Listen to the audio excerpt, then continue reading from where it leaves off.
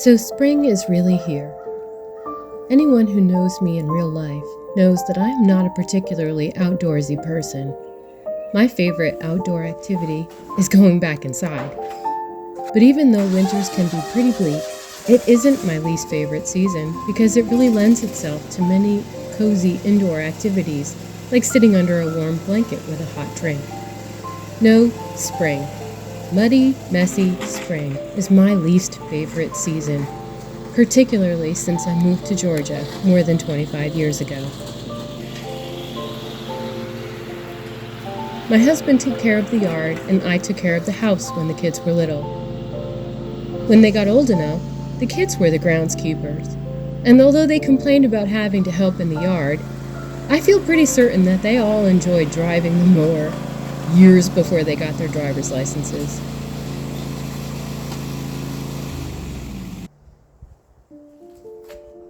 But now the nest is emptying, and I'm the groundskeeper, and not a particularly good one, though I do try.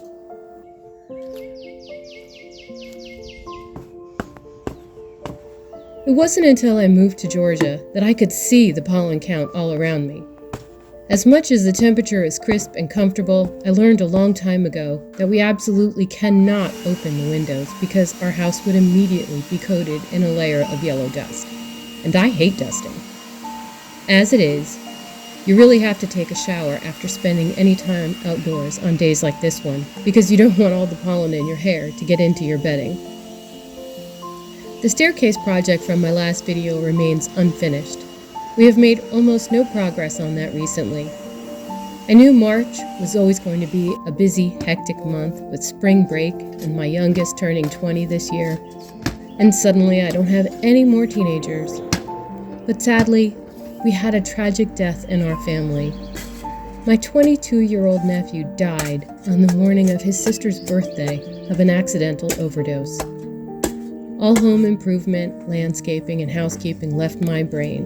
And all I could think was that my sister and brother-in-law and my nieces were forced to be living my worst nightmare. And there was nothing I could do to make it better. All I could do was be there for them. So I dropped everything, rented a house nearby, and spent nearly a week just being there. Yay! Done. There you go.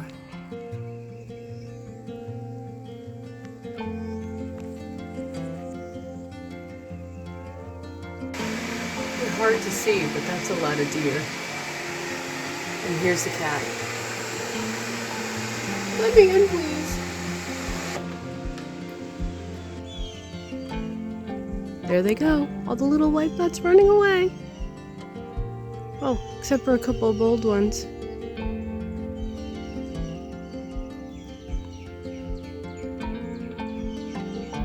I am so thankful that I was able to just leave everything to be there. And as sad, difficult, and stressful as it was to bear witness to their pain and suffering, there's no part of me that regrets walking with them through that part of their mourning. The only thing I regret is that more people couldn't be there for them. Like every other hard thing in life, it's eased by having family and loved ones near you. I've reached the stage in life where it feels like the only chance you get to connect with your family is weddings and funerals. COVID and the economy seems to have heavily impacted how our extended family handles weddings, but people should still gather for funerals. There were several severe illnesses that prevented some from traveling, and multiple families were out of the country for planned spring vacations when this tragic, sudden funeral took place. And for those of us who did go, it was indeed a very bonding experience. I say that to be encouraging to others. I feel like we are still living in the fallout of COVID. We're still disconnected, and people's default is to hole up in their homes and avoid the difficult things. I don't think that helps anyone. We humans are better together than we are alone. We need to exercise that and seize every opportunity to be together in good times and bad. And for all the holidays and graduations, milestones and celebrations, We need to get together. Our family is far-flung all over the country, and we rarely see each other. I didn't invite everyone to our kids' graduations, and I didn't get invitations to my many nieces and nephews' graduations.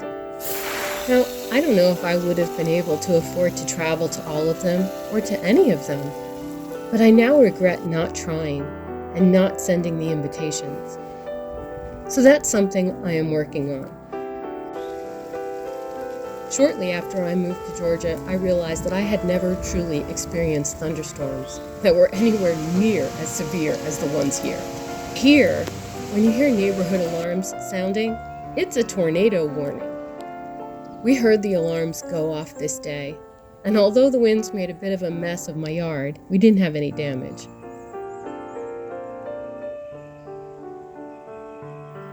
While visiting with family around that funeral, I discovered that they like to go on cruises, which is something my husband and I just recently started enjoying. So when they said, "We need to find a way to get together more often," I said, "Pick a cruise. Just tell me where and when, and we will join you." My niece was so excited, and she was like, "Oh, I will. I'm going to." And I said, "Do it. We're there." And I'm happy to report that they did pick a cruise. And a little over a year from now, there are already 20 of us confirmed to take that cruise. I'm so happy about that and really looking forward to it. And I sincerely hope that more family will decide to join us.